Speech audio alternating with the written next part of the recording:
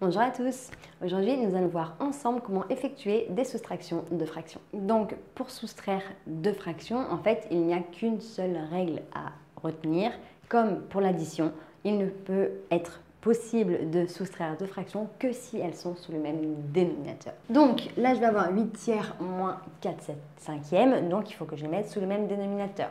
Je ne peux pas multiplier 3 par un nombre entier pour rejoindre 5 et inversement. Donc là il va falloir que je multiplie en haut chaque fraction par le dénominateur d'en face. Donc là, 8 tiers, je vais le multiplier en haut et en bas par 5. Et 4 cinquièmes, je vais multiplier en haut et en bas par 3. Donc là, fois 5, fois 5, fois 3, fois 3. Et maintenant, il ne me reste plus qu'à tout écrire sous ma barre de fin, sur mes barres de fractions. Donc là, concrètement, hop, je vais tout avoir sur 15, 3 fois 5, 15, 5 fois 3, 15, donc 15.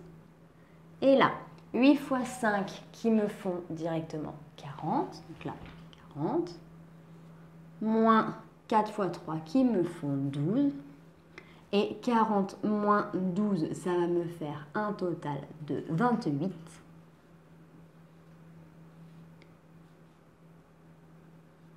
Sur 15. Est-ce que je peux simplifier cette fraction ou pas? Eh bien, 28, c'est dans la table de 4, 4 fois 7. 15, c'est dans la table de 3 fois 5. Du coup, ici, je n'ai pas de facteur commun. Donc là, du coup, je ne peux pas faire mieux. Ensuite, pour la prochaine, j'ai 5 demi moins 3 quarts. Bon, je peux... il va falloir que je les mette sur le même dénominateur, mais je ne vais pas me lancer tête baissée dans x4, x4, x2, x2. Pas forcément nécessaire à chaque fois. Ici, j'ai 2, ici j'ai 4, et bien concrètement, pour avoir le même dénominateur, il suffirait que je multiplie cette fraction par 2, parce que 2 fois 2, ça fait 4. Donc du coup, elle, je l'épargne, j'évite d'avoir des nombres trop gros, et je vais directement multiplier seulement celle-ci par 2 en haut et en bas. Donc ça va me faire un total de tout sur 4, et je vais avoir 5 fois 2, 10, moins 3. Et donc, du coup, 10 moins 3 qui me font 7 sur 4. 7 sur 4 non simplifiable. 4 fois 2 me font 8. Je ne peux pas faire mieux.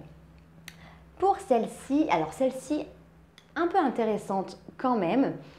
Je peux bien évidemment réduire mes fractions si besoin. Type, elle, là, 8 et 12 sont pairs tous les deux. 7 et 21 sont tous les deux dans la table de 7. Donc, je peux faire comme ça. On va faire les deux pour que vous voyez un petit peu les deux méthodes. Mais je peux aussi me dire, bon il faut que je les mette sous le même dénominateur et après je verrai si je les simplifie ou pas. Erreur numéro 1, c'est de me faire fois 21, fois 21, fois 12, fois 12. Pour la simple bonne raison que, ça ne fera pas un truc faux, mais vous allez avoir des nombres qui seront ultra gros et vous n'allez plus réussir à vous dépatouiller. Vous allez avoir des nombres trop gros pour réussir à les simplifier, trouver dans quelle table est-ce qu'ils sont, vous allez être découragé. Donc, pas forcément très efficace. En revanche, si je décompose, je sais que lui, c'est dans la table du coup. On sait que c'est dans la table de 2, mais si j'essaie de voir par rapport à lui, donc, hop, je vais le mettre en vert. 21, c'est 3 fois 7. Et 12, est-ce que c'est dans la table de l'un ou de l'autre, donc de 3 ou de 7? Eh bien oui, c'est dans la table de 3. C'est 3 fois 4. Donc, concrètement, pour que les deux soient sous le même dénominateur, il faut qu'ils aient les mêmes diviseurs. Donc, eh bien, tout simplement, ici j'ai 3 fois 4, ici j'ai 3 fois 7, eh bien, je vais multiplier par le nombre manquant pour ressembler à l'autre. Ici, j'ai 3 fois 4, du coup, ici, il me manque 7. Non, je vais multiplier par 7. Et ici, j'ai du coup 3 fois 7, il va me manquer 4. Donc là, du coup, je vais multiplier en haut et en bas par 4. Et ça va me donner la même chose. Donc du coup, 12 fois 7, c'est quand même un peu l'enfer, mais 21 fois 4, et du coup, c'est déjà un petit peu plus sympa. Donc du coup, là, je vais avoir une grande barre de fractions. Là, j'ai 3 fois 4 fois 7. Là, j'ai 3 fois 4 fois 7. J'aurai la même chose. 12 fois 7, c'est un peu chiant. 21 fois 4, ça va me donner directement 84.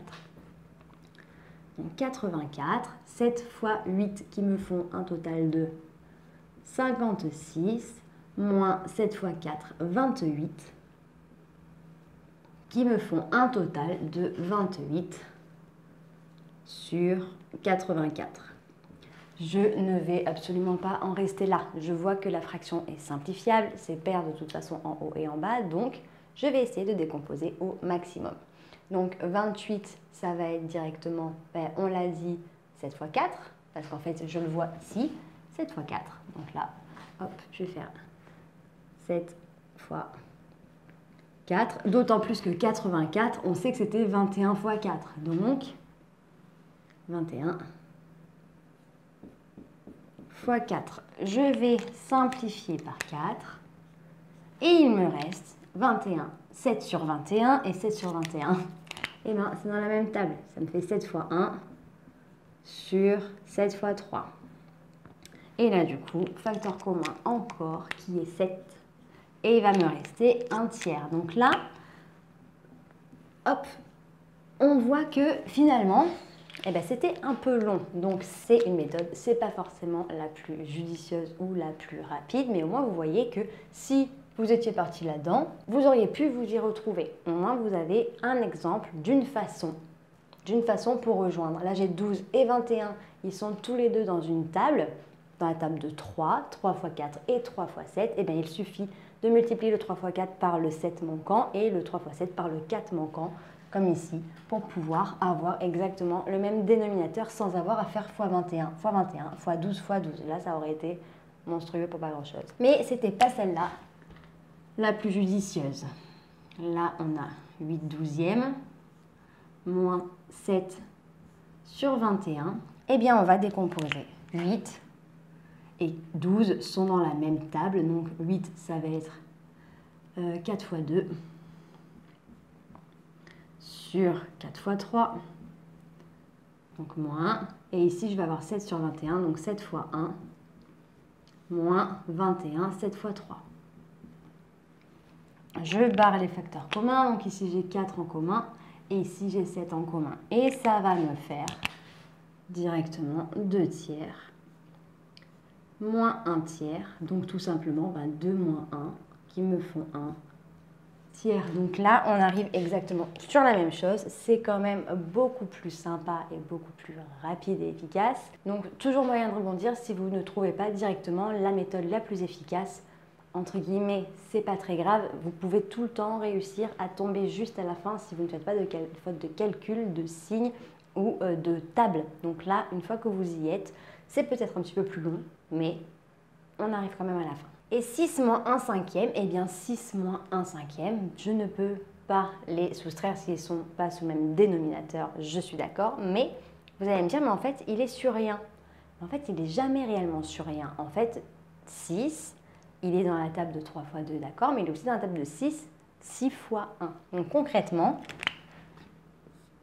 6, c'est 6 sur 1. Il est au moins divisible, il est au moins multiplié par 1 pour exister. Donc, on est sur 1. Pour pouvoir, du coup, les réduire, eh bien, en fait, je ne vais pas faire x 5 x 5 fois 1 fois 1. Donc là, du coup, je vais multiplier par 5, tout simplement, en haut et en bas. Donc, 6 fois 5 qui me font 30, moins 1, le tout sur 5.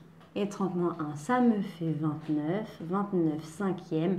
Je ne peux pas les réduire plus pour la simple et bonne raison que 29 ne finit pas par 5 ou par 0, donc il n'est pas dans la table de 5. Et donc du coup, je ne peux pas faire mieux que ça, donc mon calcul est terminé. Donc voilà, j'espère que cette vidéo t'a plu et t'a permis de mieux comprendre. Si tu as la moindre question, n'hésite pas à me la noter en commentaire, je me ferai un plaisir de t'y répondre. Pour nous rejoindre, si ce n'est pas déjà fait sur YouTube, bon, il te suffit d'activer la petite cloche. Et sur Internet et les différents réseaux sociaux, nous sommes sur Facebook, Instagram et sur Snapchat. On te met tout en barre d'infos pour que tu ne rates aucune information. Et d'ici une très prochaine vidéo, je te dis à très bientôt. Salut!